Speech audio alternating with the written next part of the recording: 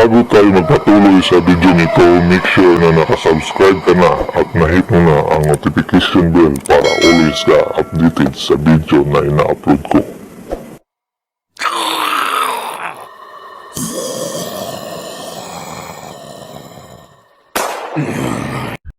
Mga 8 taon pagkatapos ng isang zombie apocalypse mga idol, si R na isang zombie na hindi maalala ang kanyang pangalan. Ngunit naniniwala na nagsimula ito sa isang R na ginugol ang kanyang mga araw na pag-alagala sa isang paliparan na ngayon ay puno ng kanyang kapwa zombie, kasama ang kanyang matalik na kaibigan na si Im. Si R at Im ay nakakamit ang panimulang komunikasyon sa mga ungol at daing at paminsan-minsang nalalapit na salita. Bilang isang zombie, si R ay walang tibok ng puso at patuloy na hinahangad ang laman ng tao, lalo na ang utak, dahil siya ay nakakaramdam ng buhay sa pamamagitan ng karanasan sa mga laala ng mga biktima na kinakain niya. Habang si R at isang pangkat ng mga zombie ay nangangaso ng pagkain, nakasalubong nila si Julie Grigio at isang pangkat ng kaniyang mga kaibigan na ipinadala ng ama ni Julie mula sa isang grupo ng mga tao na enclave upang makuha ang mga supply ng medikal. Nakikita ni R si Julie at napalapit ito sa kanya. Tumibok ang puso niya sa kauna-unahang pagkakataon matapos barilin sa dibdib ng kasintahan ni Julie na si Piri.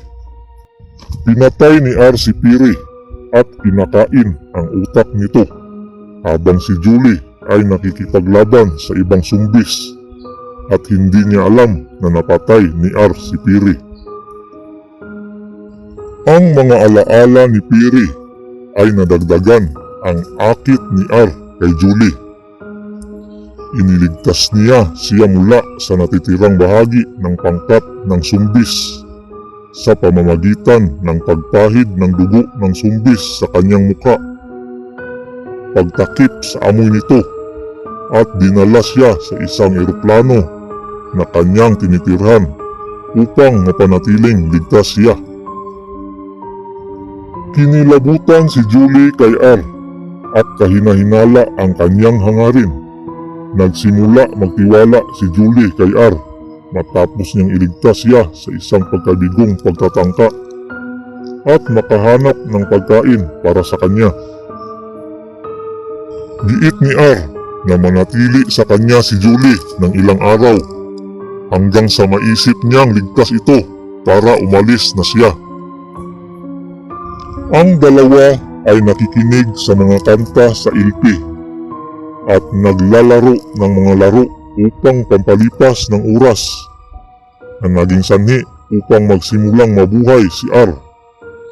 Ang puso niya ay nagsimulang tumibok at siya ay dandahang nakakausap ng maraming salita. Matapos ang ilang araw, hindi mapakali si Julie at sinubukang makabalik sa kanilang bahay. Nakakaakit pa ng maraming mga zombies. Matapos palayasin ang isang pangkat kasama si Im na nalilito sa mga aksyon ni R, nagpasya si R na ibalik siya sa enclave ng tao. Habang paalis na si Julie, ay isiniwalat ni R kay Julie na pinatay niya si Piri, na hinihimok siyang iwanan at umuwi ng mag-isa. Nagsimulang bumalik si R sa paliparan na nalulungkot. Natuklasan niya na si Im at iba pang mga zombie ay nagpapakita rin ng mga palatandaan ng buhay na tumitibok pa ang mga puso na ginagawang target para sa mga bunis mga skeletal zombies na nawawala ang kanilang pagiging tao, na naguhos ng kanilang laman at biktima sa anumang may tibok ng puso. Pinangunahan ni R at M ang isang pangkat sa inklib ng tao kung saan si R ay lumusot sa loob ng dingding. Nahanap ni R si Julie at nakilala ang kaibigan niyang si Nora. Nalaking gulat na makita si R sa teritoryo at napansin ang lumalaking sangkatauhan ni R. Nang isiniwalat ni R na ang iba pang mga zombies ay mabubuhay pa, tinangka nilang tatlo na sabihin kay Coronel Grigio, ang ama ni Julie at pinuno ng mga nakaligtas. Pinatalsik sila ni Coronel Grigio at nagbanta na papatayin si R. Tumigil lamang nang hatakin siya ni Nora ng baril. Tumakas sina Julie at R sa isang baseball stadium kung saan naghihintay ang natitirang pangkat ni R. Ngunit inatake sila ng mga bunis.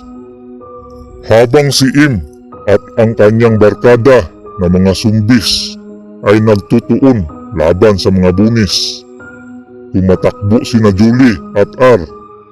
Ngunit naabutan sila at nakulong. Dadalhin ang tanging ruta ng pagtakas.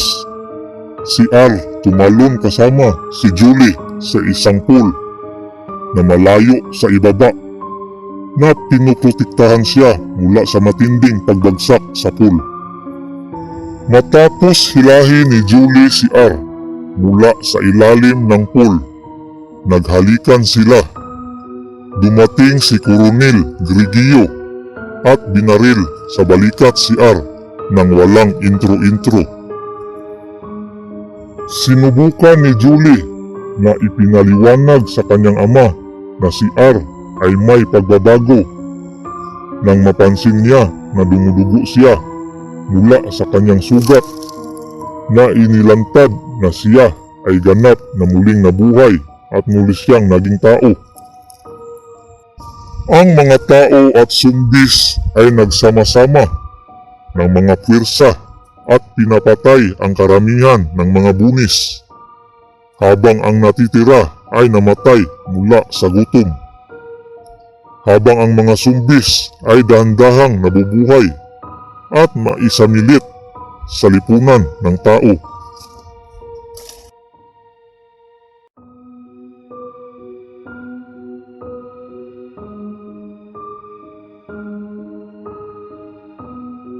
Nang maglaon, pinanood ng isang ganap na tao na si R at Julie ang pader na pumapaligid sa lungsod na nawasak, na nangangahulugang pagtatapos ng zombie apocalypse. Thank you for watching, guys. Huwag kalimutang mag-like and subscribe. Bye-bye.